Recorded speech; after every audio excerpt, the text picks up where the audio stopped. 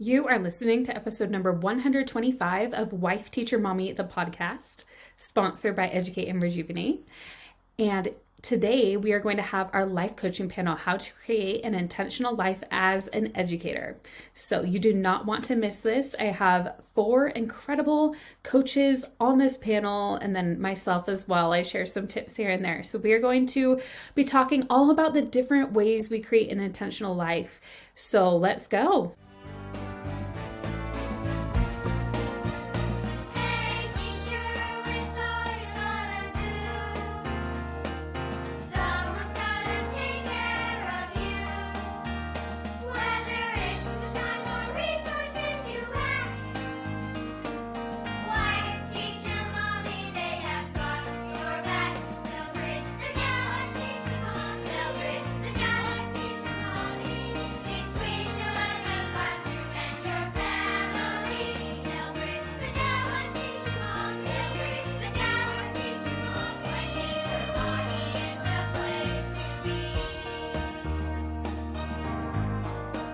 Welcome to Wife, Teacher, Mommy, the podcast. I'm Kelsey Sorensen, a former elementary teacher and current homeschool mom. And even though I've been a resource creator since 2014, I've realized that printables alone aren't all you need in order to thrive as a teacher or homeschool parent.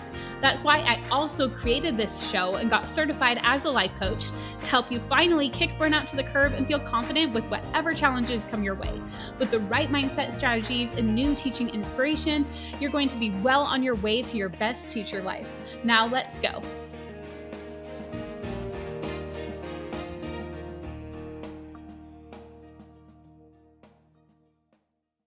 For this awesome panel today. We did this live panel yesterday as of when I'm recording. We had a great audience with us with some engagement, but the reason we did this panel was to put it on the podcast. So I'm really excited for you to hear from 4 incredible coaches who I just adore. These 4 incredible women, I met each of them on my coaching journey. Chrissy is the coach who, when I wanted to add coaching to Wife, Teacher, Mommy Club, I stalked her and added her onto our coaching membership before I had even certified as a coach. You can hear that whole story near the beginning of the podcast, the first episode I did with Chrissy. And then Francini, I met next. I met her at a coaching event with Jody Moore. She just happened to be sitting next to me and I just loved her. And I was like, you know what?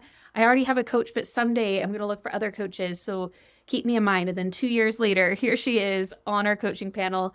And then I met Kamee and Bonnie during my own coaching certification. We went through coach training together. So it was really fun to come all together.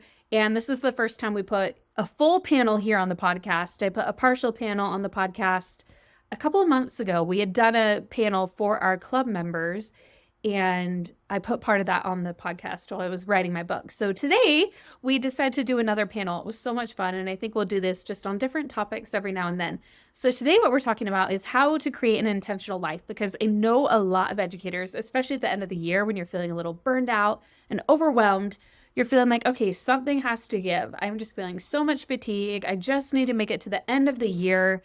But maybe you don't want to just be surviving at the end of the year or during the summer or as you go into the next school year. So we're talking about how you can create an intentional life right now and enjoy it more. We talk about how each of us creates our schedules. You see, there are a little bit of differences in the way we think about it, but also a lot of similarities too. So I want you to listen to this panel, take what works for you, leave what doesn't, and just figure out what from this panel you're likely going to get some great inspiration of what is going to help you create an intentional life. Because at the end of the day, what is going to work best for you? And as coaches, we are here to help you uncover that for yourself. We're not necessarily here to tell you what to do.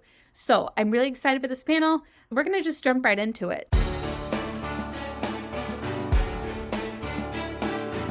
We are so excited to be here for our live coaching panel today.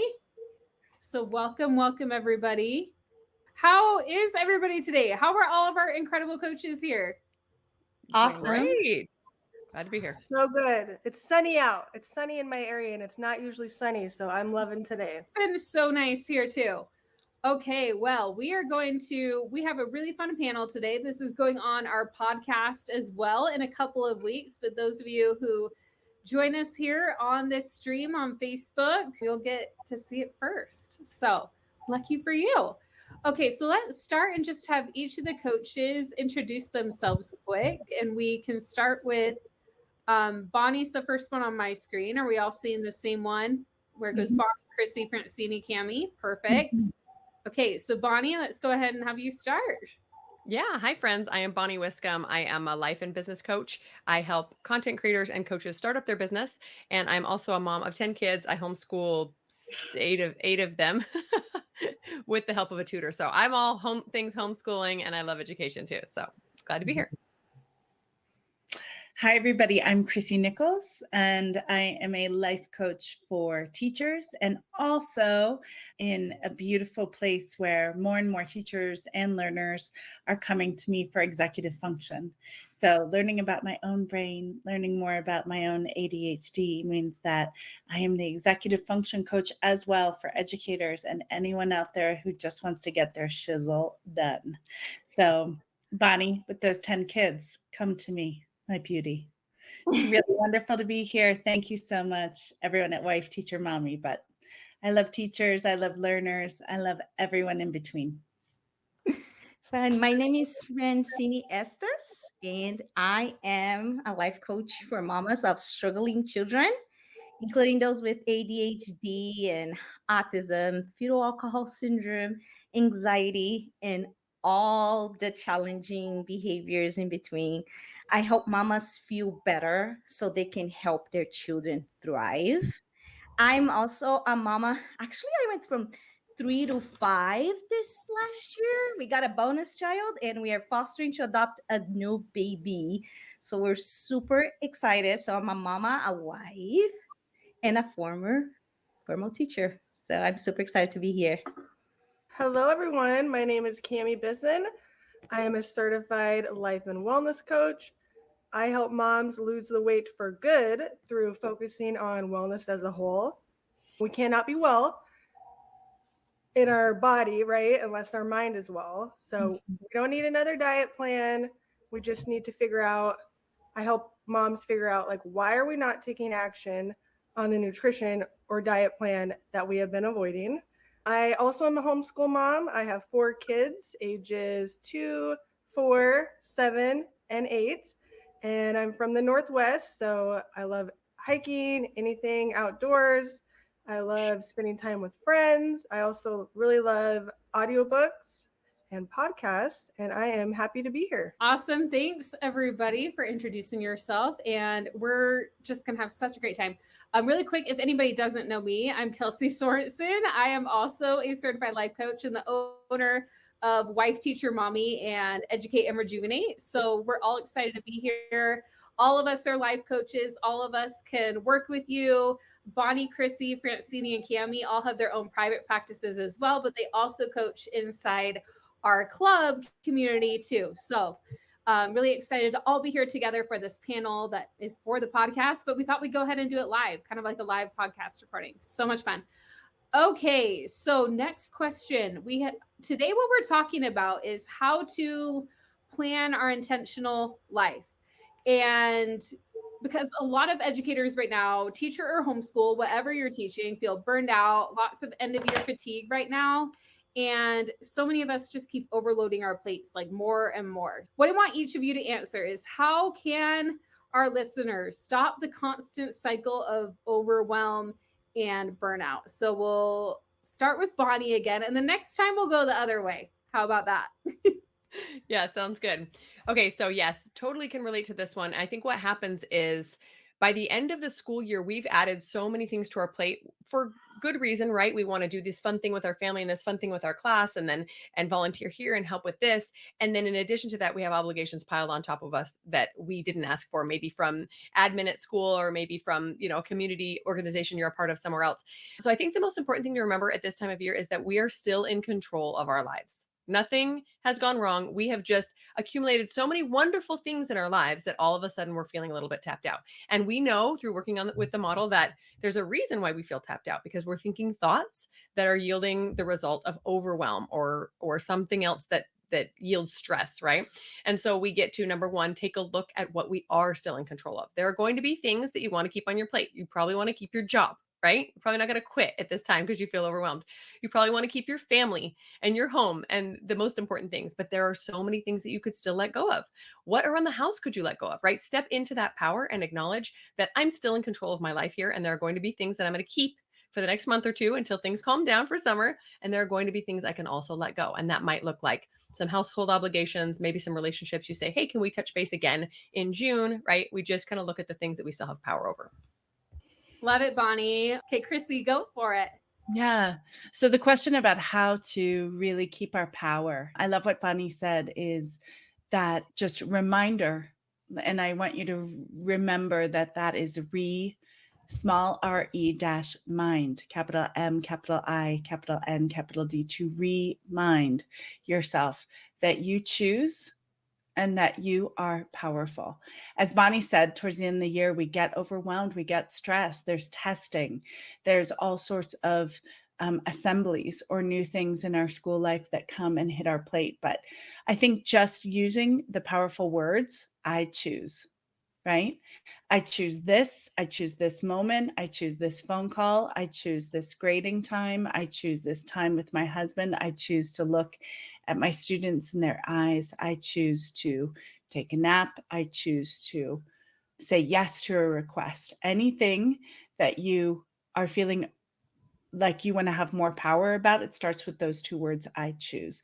And I challenge everyone listening to this right now to remember, even in their daily life, in the smallest moments, I choose to stand up right now. I choose to go to the bathroom. I choose to go into the faculty room. I choose to have this conversation that might not serve my time, but it might serve the relationship bank with this colleague. I choose to say no. I choose to say yes. Just practice those words. I choose. And I really think you'll start getting your power back if you're feeling less powerful. When I think about burnout, we are fostering a child out of state and we're trying to adopt him. And when I think about burnout, I think about packing up our bags to go on have to go out of state every month. So we go from Texas to California every month. So that reminds me a little bit of burnout every time I have to pack that bag. And the first time we went from Texas to California, I packed a bag so full because I was so afraid that I was going to forget something when I need something really bad. So that bag was so packed. And sometimes I feel like we do that, right? Like our lives is this beautiful journey and we're carrying this backpack on our back. But if we don't really take the time to think about what we're putting in that backpack, sometimes we're going to be carrying extra weight that's really not needed. And sometimes it's not even about the weight itself, but why we perceive certain things. So sometimes we think that we're burnt out because of the number of things that we have to do. But sometimes it's not so much about the number of things, but how we perceive them and how we think everything is so urgent and so important. So the first step I would think it would be like have a mindset makeover, like just take a minute and check it out. Really just even dump everything on a piece of paper and just what is all these things that's in my mind that I think it's so urgent, so important. And then really think about your priorities and your values and see, is that really aligning with really it's important? So I really like to think about that mindset makeover. And then, of course, having an effective system that supports me and that journey of just like really scheduling the things that really matters and being friend with my calendar. Because we have this thing sometimes, at least me, think that my calendar was my boss and I'm feeling controlled by it. So it's really important for us to see the calendar as like when you're going on a hike and we have a navigation system. And sometimes we feel like, oh, this thing is telling me where to go. Stop telling me. We don't say that, right? We want the navigation system to tell us where to go. That's our calendar. We put it up there, right? We put the things that's going on a calendar. So take a minute, put everything in a piece of paper, and then find out what really matters to you, that what aligns with your values, what really aligns. So I think the mind chatter and the noise and all of that, number one, just low, like it just goes way down. You'll be able to stay more present because I think burnout comes with because we have such a hard time being present because our mind is just like, don't forget that. And remember that you have to do that. And that's really important. Remember, this is urgent. So just being able to sit down, put everything on a piece of paper, figure out what you want, and then what really actually matters, because our brain thinks everything is urgent. And then just loving that navigation system, because number one, what you're going to put in that calendar is me time. And I know it's hard for us sometimes to think about that, but put me time there and just start having your calendar as your friend and not your boss. It is your trusty companion. Oh, I love that, Francini. That's so good. Okay, Kamee, you're up next. Yeah, so I would like to ask what, like for the teachers, what are you thinking that's leading to this burnout? I know a lot of times we always want to look externally, like what's going on. We have tests at the end of the year, we have all these papers to grade, but really sit down and check in. What is going on internally, right? Like we know that there's a teacher out there that has like 30 rowdy kids feeling very overwhelmed, just going crazy every day, right? But we also know there's a teacher out there who has the same 30 rowdy kids, and they might actually be like enjoying the challenge, like they're enjoying those wild spirits. So it's like, what is the main difference there? And it's what the teacher's thinking, right? So teacher B, who's enjoying the wild classroom, is probably thinking thoughts like, I was made for this, or I enjoy this challenge. And teacher A, who's feeling overwhelmed, is probably thinking things like, this is too hard. These kids are super obnoxious. Like, I don't want to do this. So whenever you're feeling overwhelmed, if you can just take a moment, get your journal, pen to paper. There's something about pen to paper. Like, sure, we can think about it, but you got to journal on it. Go inside internally and ask yourself, what's going on with me? Like, what am I thinking right now? How could I make today more fun? How am I like the perfect teacher for this classroom? And then as you continue to do it, you will be shocked at how fast your mindset will shift. Not overnight, of course. Don't expect it to happen overnight. It'll take a little bit, but soon enough, you're going to be like, wow, like I'm feeling a little less overwhelmed. I'm feeling a little more calmed down. And then another thing to remember, I like to teach my clients is the 3Ds, which is whatever you choose to do, delight in it or delegate or delete in it. So if we're going to choose to do it, actually delight in it, enjoy it, do quality work, do the best that you can, have fun doing it. And if we don't want to do it, totally okay too, right? We're just going to strategize. Who can I delegate this to? Maybe I want to hire an assistant. Maybe I can get another TA. Maybe I can ask a team member, like, hey, I need help with this. Can I do something for you and you can help me with this? And delegate it to someone else. Or we can also do the last option, which is just delete it entirely. And we can choose that. I know a lot of times it seems like we can't, but we can totally choose that. For example, is your laundry piling up at home? Is it just taken over? We can absolutely choose to not do it. We can choose to wait until next week, or we can try to get one of our kids to do it, of course. But we literally can just choose, like, nope, I'm not doing the laundry. I'm not going to do it for 30 days. Done. And then just have zero guilt in it. But if you're going to do that laundry, enjoy it. Put music on, put a podcast on. So just remember the 3Ds: delay, delegate, or delete. I love that, Kamee. And I talked a bit about that in my upcoming book as well. But I mean, and it's important to remember there are certain things like as teachers, like, okay, we do have to do this, but it's kind of like you said, we do have to do our laundry, right? I guess we could not do the laundry, but I think most of us think, yeah, I want clean clothes for myself and my family. So we can find a way to enjoy it more, even if it's like, okay, yeah, I do need to talk to those parents, or I do need to do this, or, just finding a way to make it more fun. Okay, our next question is, and this is a really fun one because what I wanted to look at is how each of us plan out our week and kind of see the similarities and differences, because whatever each of us say, you can take what works for you and then leave what doesn't. And you'll see that we probably all do some things the same, but others different. So I just thought it would be really cool for each of us to share how we plan our week. Let's actually, I'm going to mix it up because Kamee was just talking, but Bonnie's been starting every time. So Chrissy, do you mind if we start with you? All right, let's go for it. Not at all.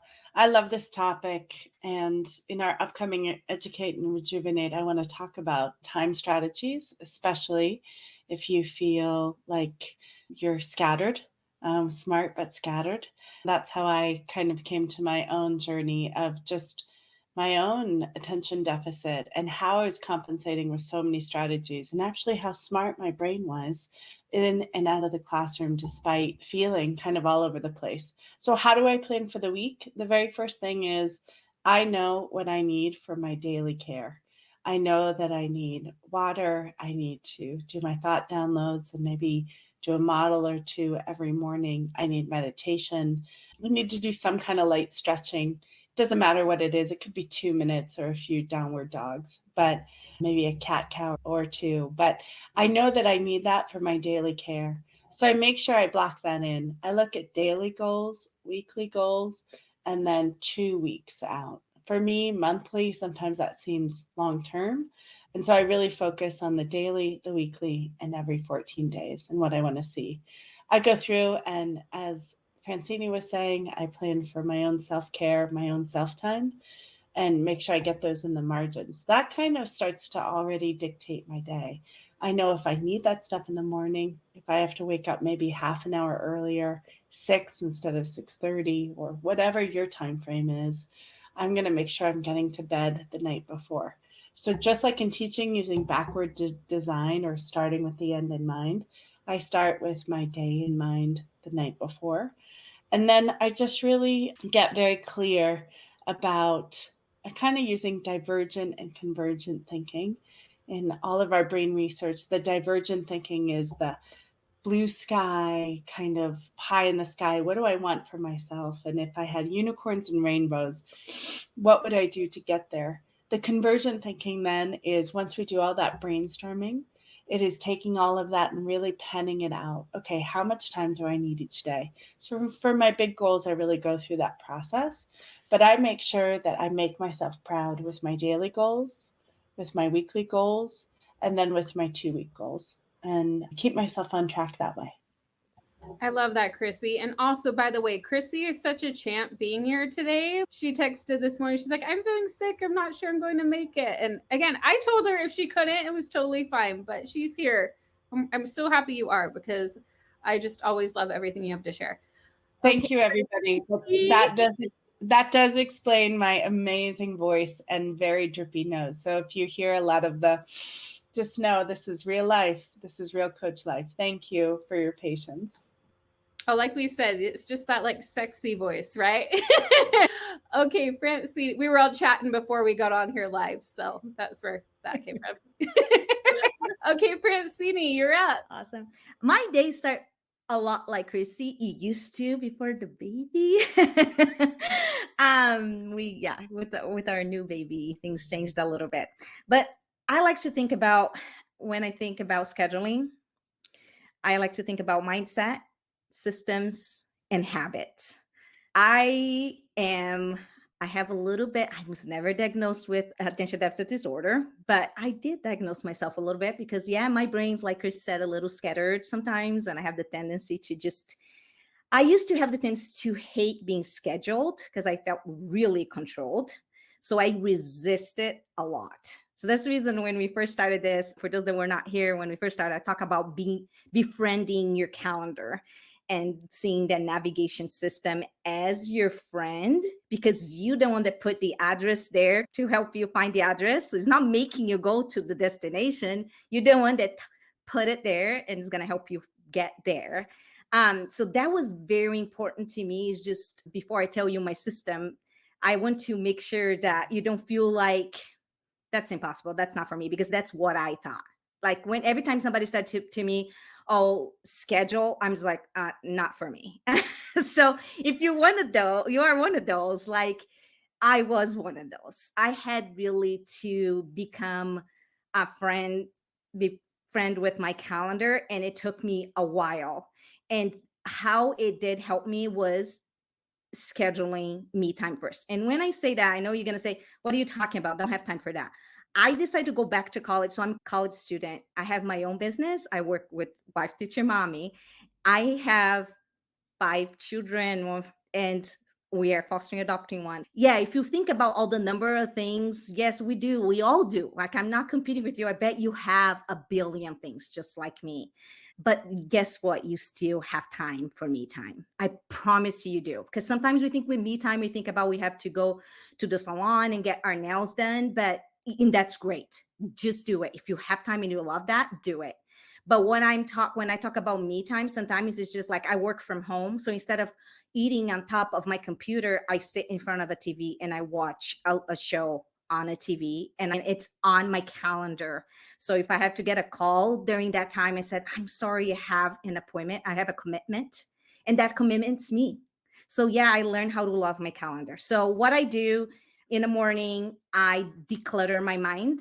I put everything on a piece of paper. I try to schedule for the month and even for the year sometimes, because when my mind is cluttered with all this stuff that I have to clean, the cabinet under whatever, I put it on a calendar maybe for 6 months from now. So I do have some things that I put it on a calendar. And when the brain chatter comes, remember they have to clean that cabinet. It's like, yeah, it is scheduled for, September 21st or whatever. But I really do put it on a calendar. And sometimes when it get closer, I change it around or not. But it does help me reduce the noise in my brain of remember that you have to do this, and remember that you have that under the staircase. It's a mess. And I'm just like, yeah, it's the end of the year, new grading, and you have to finish writing IEPs. And I'm like, the under the staircase is not that important right now.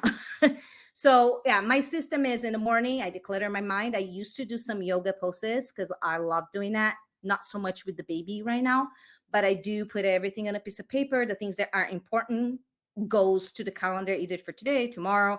I try to do my calendar in Monday early morning, as soon before the baby's up. So I try to do 4 a.m. I calendar my whole week. And again, just befriend your calendar, put it right there, all your me first. And then I put it all the rest of the things. I am flexible, so I have a flex day. So Fridays is my flex day. So all the things that I put it on a calendar but could not get done for some reason because I have kids and they have needs, right? I get the phone call that I have to pick up a child that's struggling at school or all the things. So that thing goes to my flex time on Friday. And that brings me some, helps me feel good about it. Cause I'm like, it's not that I have to do, I have this flexibility, right? So I schedule for that. There are things that has to happen. And there are the things that I know.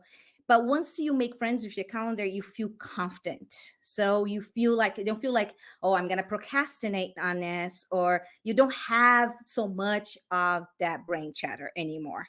You say, no, I put it on that day. It's fine. I'm going to do on Friday. So that is basically how I schedule some flex time, but most very, very scheduled, but loving it. My calendar it's my friend. So become friends with your calendar. It's worth it. I love that whole concept behind befriending your calendar. That's what I try to do as well. And the other thing I love that you touched on is just like different seasons. Like a few times you mentioned, oh, I did this before the baby, or I did this, but now with the baby or whatever. And just realizing that sometimes what it looks like is going to shift and change over time. So for example, if you have a baby, or like you're dealing with a health issue, or you're helping aging parents, or whatever is currently coming up in your life, you might have to make adjustments depending on that. So I think that's a really important thing to keep in mind, that we might come up with the perfect schedule for a time, but that doesn't mean it's the perfect schedule for forever. I love that. Okay, Kamee, you're up. This is wonderful because I'm loving what everyone is saying, and I'm noticing a similar theme so far. I agree with Chrissy and Francini. We got to take care of ourselves first. I'm always advocating for that. Take the first out, if you can, half hour to an hour for yourself, parents, teachers. It's only 2 to 4% of your day, so we really got to make it a priority. And I love what Kelsey was saying too about different seasons. I plan my schedule so differently now that I have children, obviously, than when I didn't. Same thing when I was working at a hospital, my schedule was different, than it is now as a life coach. So it really is just honoring what season you're in. It just, that's how you got to do it, right? We don't want to like schedule for a life we don't have. That doesn't even make any sense. We're just setting ourselves up for failure. So right now in my current season, as a mom, homeschooler, business owner, when I sit down to plan my weeks, I consider all of that, and I plan for the interruptions, and I plan for the challenges. I expect it to most likely be inconsistent, maybe go for B minus scheduling. As long as I can get majority of my stuff done, I'm doing okay. And just to be okay if and when challenges do come up, because when we get mad and we're upset if our children or students interrupt us, what good does that do? That doesn't do it doesn't do anything. It doesn't like make your task that you're working on suddenly get done. It just adds on an extra layer of negative emotion. So we just need to know that's going to happen. We're humans. We're going to have human experiences.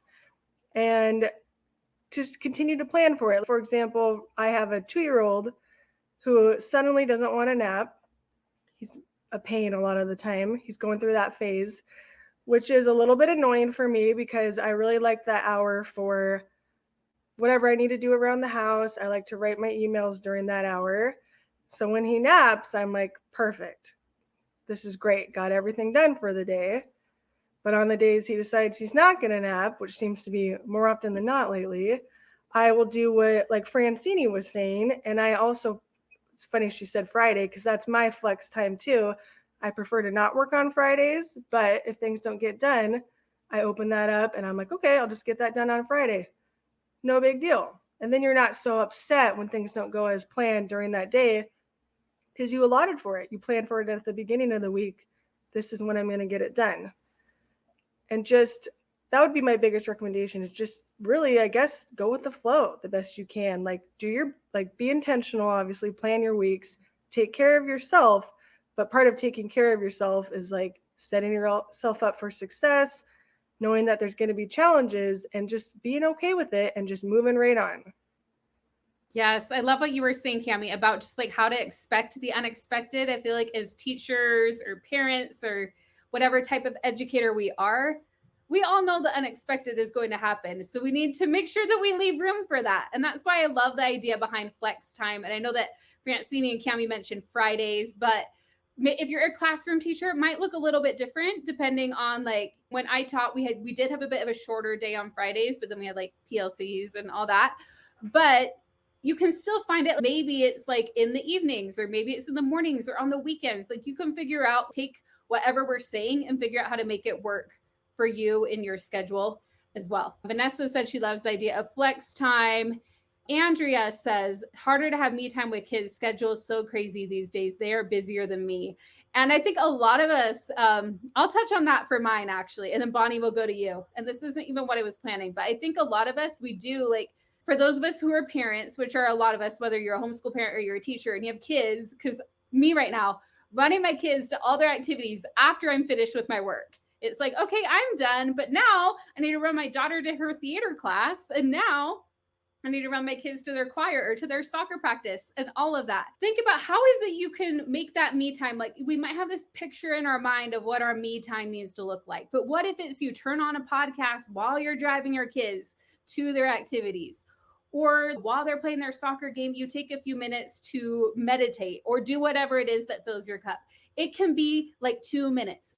And sometimes in a phase of life, let's say you just had a baby or your kids have a tournament that week or whatever is going on, it can be little pockets of time. It doesn't have to be like a full, even half hour all at once. It might look different, but just when you make that priority, whatever it is, it makes a huge difference. It might look different in one phase than another, but just finding that time, whatever it is so, so important. So, okay, Bonnie, I'll let you go next.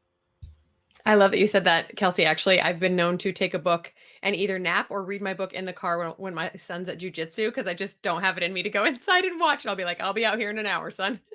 This is mom time, so I don't die. Okay, so my 2 cents is this. anytime we want to do something and we put it on our calendar, like early Monday mornings, it's almost like January 1st, right? I'm going to get all the things done and slap it all on there. It's going to be amazing. And then we forget that by Wednesday afternoon, we're exhausted. By Thursday evening, we're like ready to just quit, whatever. And so I try to remind myself that there are only two main reasons why I don't want to do something. Either it's a physical reason, like it's actually in my body, it's a sensation, or it's an emotional reason that comes from my brain, right? And this is the same thing in eating healthy, meeting our goals, anything, right? There's either a body that's stopping us or our brain that's stopping us. So when I go to, let's say that on Thursday afternoon I have something scheduled, an appointment or something that I'm supposed to be doing, I don't want to do it, then I need to ask myself, is this a physical thing? Is this something where I am just so tapped out, I'm exhausted. If I don't get a nap, I'm going to be a terrible person. Then I'm going to set it aside and I'm going to go take my nap. Because if you're not caring for your body, eventually it's going to give out on you, right? You're not going to be able to show up for your obligations. If it is an emotional thing, if it's I just don't want to, then I take a look at it. And sometimes I honor that. Sometimes I think, no, actually, I think I prioritize this when I shouldn't have. I'd rather be with my family right now, or I'd rather take something else on. Then I can tackle that at that point. But very often, especially as a business owner, it's something I don't want to do because it's going to require something hard. It's going to require me to feel uncomfortable. It's going to require me to do something that is a little bit awkward, or, get on a panel in front of a bunch of people and I'm feeling and thinking things about that, right? So that's a really good way to check in with yourself. Is this a sensation in my body that I need to take care of? Like, am I actually physically hungry right now? Do I actually physically need a nap? Do I actually physically need some silence right now because I'm going a little bit crazy? Or is my brain chattering about this, saying, do you really want to do that thing? Is that really going to be, and then you can take a look at it and choose yes or no. But sometimes differentiating those two can be really, really powerful to acknowledge both our body and our mind are getting what they need. And we're not allowing ourselves to say no to something just because it's going to be a little bit uncomfortable. So good, Bonnie. Oh, I just think it's so important for us to prioritize that self-care. And what Katie just said here, she said it's so hard to take care of oneself first. That was what she typed while you were talking there, Bonnie. So I wonder if we could all because we have a little more time than I initially planned on. So we can start with Chrissy. I wonder if we could all just take like a quick little nugget to share. Why is it so important that we do take care of ourselves first? Are Yes. you ready, Chrissy? Yeah, no, I'm good. I'm good. Okay. I just wanted to say what Bonnie said was so important, and also what Francini said about befriending your time. I want everyone to really remember to set themselves up for success. And like Bonnie talked about, sometimes Monday, and in our coaching life, we call that sort of Monday hour one of setting up our entire week to get to Friday hour done, or whatever feels right to you and good to you. It sometimes feels kind of like, oh, I want to do this and this and this. I know for me, I want to do all the things. But I think using floor and ceiling goals for me really helps. Like, for sure, I look at my calendar or the whole list that Francini talked about, and I'm like, for sure, I can get 20% of these things done. And that's my floor goal. But it feels a little bit like extra credit or like icing on the cake if I can get something else done.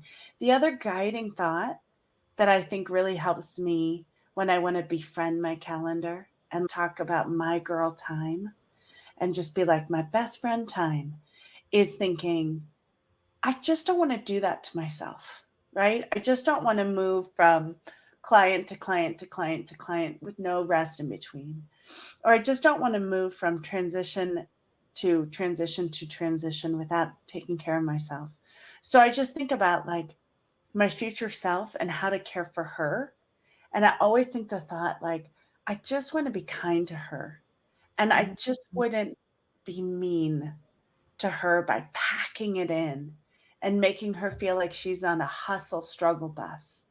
So think about befriending time as if she's your very good friend, and think about her like my girl time, my girl future, my best friend 15 minutes from now. And I just wouldn't do that to her. I just wouldn't put all that on top of her.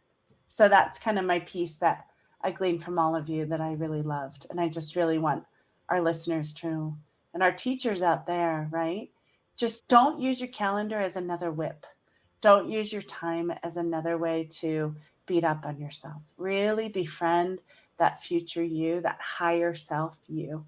And what would she want for you? She would want calm, And like Bonnie said, to take a book. I think it's also helpful to think about it doesn't have to look a certain way. Sometimes I meditate when I'm driving. I'm not closing my eyes, my friends, but I used to have this whole, thank goodness for the drivers out there.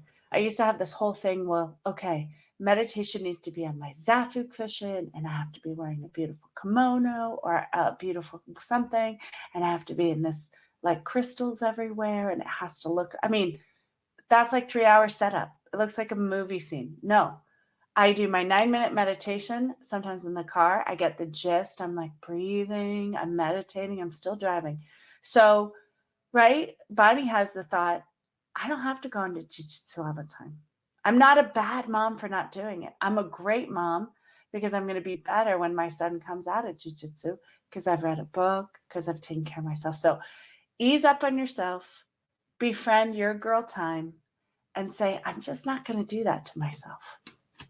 Oh, I love that, Chrissy. And along what you were saying and what Bonnie was saying, we want to take care of, like you were saying, your future self, or you could even think of like yourself as like when you were a young child or whatever, and taking care of yourself because we matter. And one thing that while I was writing my book that came up is a lot of us, we worry about being selfish. Like we don't want to set boundaries or we want to people please because we want to make people happy, or even if that people pleasing is with our kids, like whether we go in with them or not, we think that we don't want to be selfish, but when you look up the definition of selfish, it's putting your needs first at the expense of somebody else. And that's the key word, like that it's at the expense of other people. But if you're doing it because it's like, that would be like you're like stealing their money or you're like taking things away from them, like doing something malicious. But if you are just trying to take care of yourself so you actually have more to give to your students or to your children, like that is what we want to do. And the opposite of doing it at the expense of other people will be doing it at the expense of ourselves. So really, we just need that good in between of like, how can I take care of myself and take care of other people? Okay, who wants to go next? Can I go next? Okay. You said the word selfish because that's exactly what I was thinking about. When every time that I have a mom that's having a hard time is because they think it's selfish. And the way I like to think about that is every time that I'm not taking care of me, of my own needs, actually I'm being really selfish because I show up so needy to my kids. Like after I do something for them, it's like, oh, really? You're not even saying thank you. I'm just like, I can see how I'm being selfish because I'm not being able to show up the way I want because I didn't take care of myself. So taking care of you is the most unselfish thing you can do for your children. That's what I do in my business. I help moms feel better so they can help their children thrive. That is the only way to help your children thrive, is if you are in a good place. So that is the most unselfish thing that you can do for your children, is take care of you. Believe me, you will see when you need to take care of you is how you show up to your children every time. Another very quick thing is, I think sometimes we tie our self-worth with productivity. And that's the reason sometimes we have a hard time with our calendar and with the things getting done, because I think if you don't get this certain amount, some number of things done, we're less than, we're not worth, so we have to be careful with that. That's the reason I always talk about mindset first. What is going through your mind or your belief system before you do that? So just those very quick things. And Kelsey, I think, recorded, I don't know if it's a podcast or it was inside Wife Teacher Mommy, but she talked about minimum baseline. That is very, very important. I think that would help you if you're having a hard time setting up your goals or working or putting scheduling yourself or being friends with your calendar. That's what helped me. Having a small, manageable action that you can commit consistently. And even if it's 5-minute walking at lunchtime while you're pushing the baby in a stroller, 5 minutes. Okay, what is 5 minutes? 5 minutes is going to do anything. It will help you feel confident knowing that you do what you said you're going to do, even though you didn't feel like it. Like Bonnie said, you didn't feel like it, but you committed to yourself. So you have your own back. I love that, Francini. And what she mentioned about minimum baselines, I just love that concept. She referred to when I was talking about it. I talked about it during the self-love challenge. And then I also did a full call about it for the club as well. So if you're in the club, you can find that replay. But what I love about it is when you're creating a minimum baseline, it's what Francini was talking about, like that minimum standard. You want it to sound pointless, like, well, that's not going to do anything. But that's the whole point, is that it sounds pointless, that it's so easy that you can do it no matter what, even if you're feeling terrible, even if you have a cold, like you can still do it. And you're keeping that momentum, you're keeping that promise to yourself. And it's like Chrissy called it floor and ceiling, right? Same concept. It's like, I'll do at least this much. Like, for example, one that came up, and I'll end in just a sec, but is like reading to your kids at night. That was one that came up recently in Ask a Coach. Like, I just have a really hard time doing that. I'm so exhausted by the end of the day. I feel bad that I'm not reading to my kids. So what I told that member is, what if you make a minimum baseline of just reading one page to your children? And chances are a lot of nights you're going to go beyond that, but you know, that's all you have to do. Okay, Kamee, you're up. I'm loving this though. I feel like we can dedicate a whole hour to how we need to take care of ourselves, right? Like, this is so important, and we're all so guilty of putting ourselves last. Moms, teachers, we think it's virtuous to put ourselves last. We don't want to take care of ourselves, but it's like taking care of us is taking care of the classroom, is taking care of the children. We got it a little bit backwards. I just think if we can remember that, and like the cliche saying, you know, you can't pour from an empty cup. We've all heard it a million times, but it's so true. Like, take an empty cup right now, turn it upside down. Tell me if you get anything out of it. You're not going to get anything out of it. So just to remember that you really can't. And if you don't have like your health, mental and physical health, you have nothing, right? We all think like we have a bajillion problems going on, and we really think we do, until we're sick. Then we realize we actually had one problem. Now we have one problem, which is like, you can't do anything if you don't have your physical health.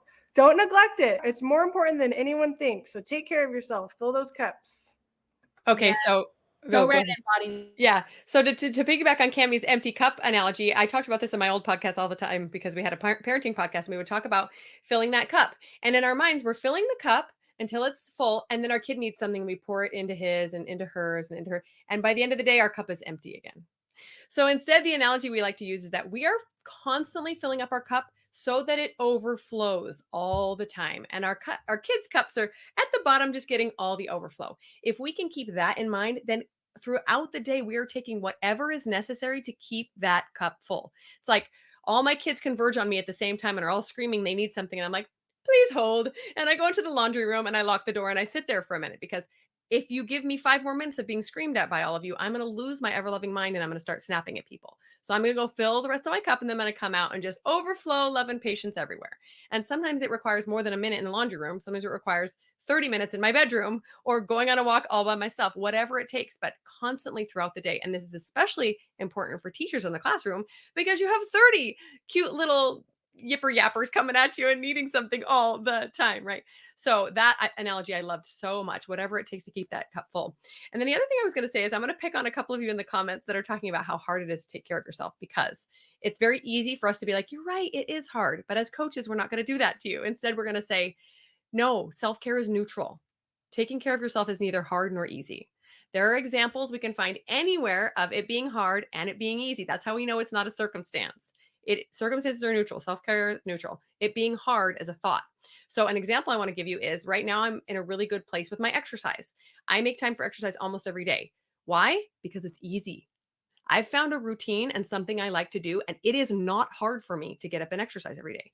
But for probably 20 years of my life, it was hard because I made it hard, and also other circumstances were different. So I chose to stay home and take care of my baby instead of going to the gym, for example. But the thoughts I'm choosing to think every morning when I wake up is, I cannot wait to get to the gym. It's my favorite part of the day because it fills up my cup and I'm able to come home, and my productivity and my kindness to my children is through the roof on the days that I work out versus the days I don't. So What in your life is easy? Ask yourself that. Is it easy to shower? Maybe, maybe not. Is it easy to drink water? Is it easy to get to bed? There's probably something in your life that is easy to take care of when it comes to self-care. Pick one of those things and ask yourself what you're thinking about it. I'm probably, for most of us, we wouldn't go a day without brushing our teeth. It's probably pretty easy to get up and put a toothbrush in our mouth because it's become a habit and it's non-negotiable. We're not going to be like, my kids just needed me so much I didn't have time to brush my teeth. Okay, that happens sometimes. But for the most part, we are thinking thoughts like, I'm not going downstairs and opening the door until I brush my teeth. That's gross, right? So ask yourself, what are the easy things? How can I make a few more things become easy because it's that important to me? So just pushing back a little bit on those thoughts that we have.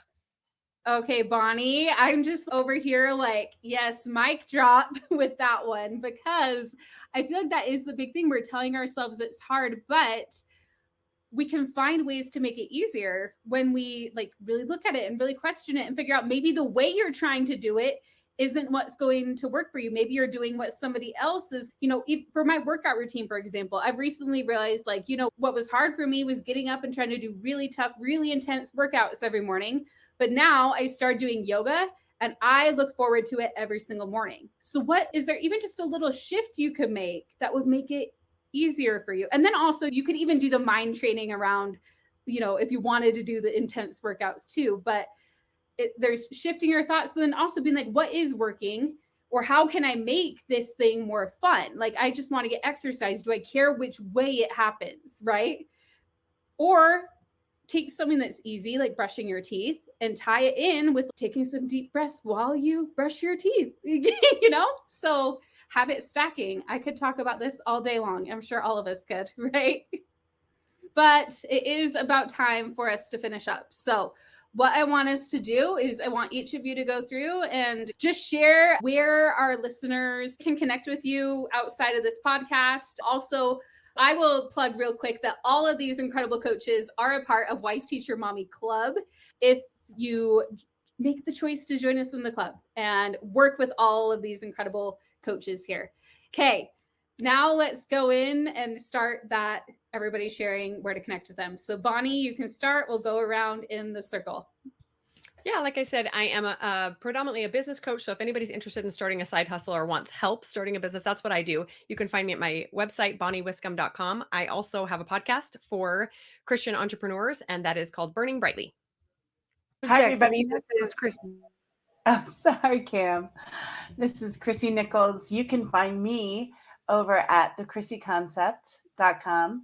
I have a lot more over there for executive function. So how to get it done, how to just take any big project and whittle it down to chewable bites, how to create loving time strategies for yourself. And please, if you're not already tune in to Educate and Rejuvenate, because I'm going to talk way more about if you have ADHD, as I recently at a beautiful 49 found out, that's been my issue the whole time. It's been a game changer, and it shows me how well I've been compensating. Also, over at the Chrissy Concept, brand new, hot off the press, I'm featuring a amazing mindfulness retreat in Provence this summer and next September.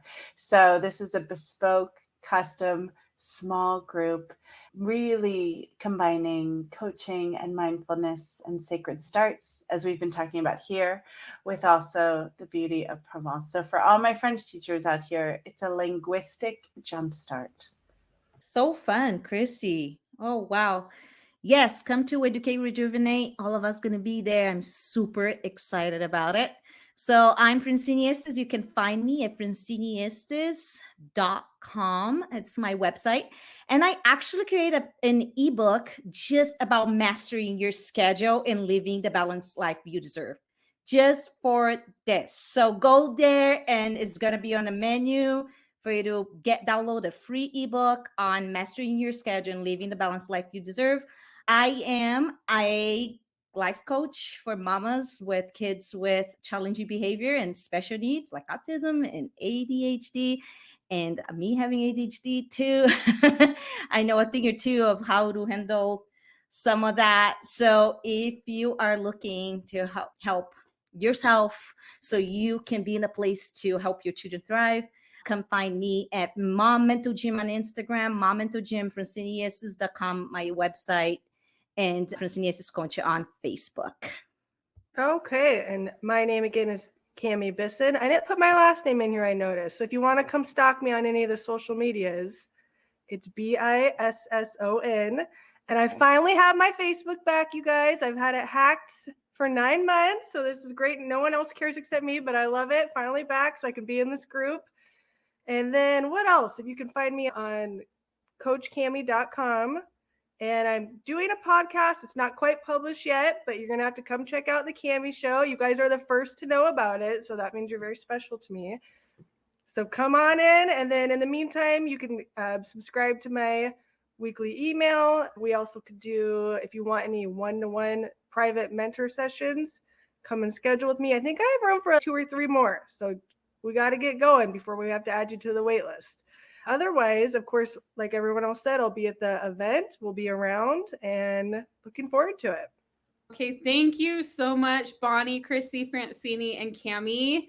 I handpicked all of these coaches, all these incredible women to be part of this panel, part of the club, and I just love and appreciate all that they do. So please follow all of them. If you are in the club and you've been following me, please follow them too. You can't get too much of this goodness and inspiration in your social feeds and in your inbox. So just definitely do it. Oh, and we have some incredible comments here. I just want to read out really quick before we go. So Jennifer said, I'm a member and don't always post, but it's the best choice I made for me.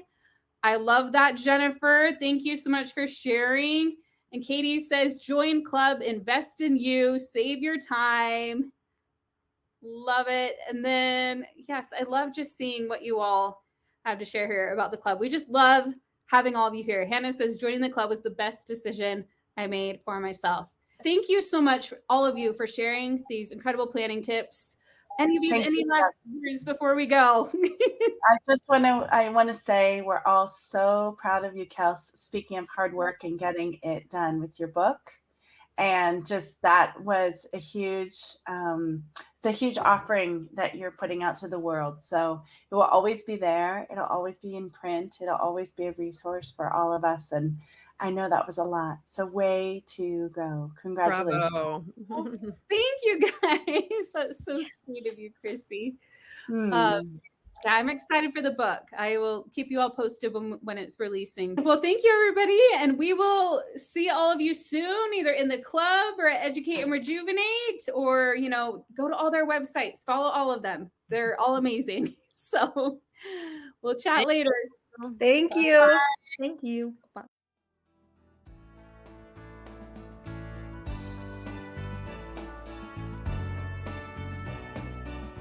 If you enjoyed this podcast, be sure to hit subscribe so you don't miss an episode. And if you're ready to take the next step, I would love for you to purchase a ticket to join me live at Educate and Rejuvenate Summer 2024, the education event of the year happening on July 16th and 17th this year. We have 2 incredible keynote speakers, Gasper Randazzo, who's a teacher and stand-up comedian who was featured on Netflix on the show The Trust just recently, and Chrissy Nichols, who is an incredible best-selling author, video creator, influencer, mom, amazing person who was also our keynote last year. She's back. Everybody loved her so much. We have an incredible lineup of additional speakers teaching on topics such as math, language arts, reading, social emotional learning, classroom management, homeschooling, and tackling burnout. This year, we have a super clear teacher track and a parent track for homeschoolers. And your ticket gets you access to whichever track you like, or you can even watch sessions from both if you want to. We will start the day all together with a workout each morning. We'll have panels with the speakers. Plus, you'll get to join me for some live coaching, as well as with some of our other club coaches. It is the best professional development you could ever attend. There are prizes, lives, thousands of like-hearted educators all coming together. And all of this is happening from the comfort of your own home. So go to educateandrejuvenate.com now to learn more about the 2024 event. Or if you're listening to this later, that link will show you what is up next as we'll continue to do events like these. And I hope to see you at the next one.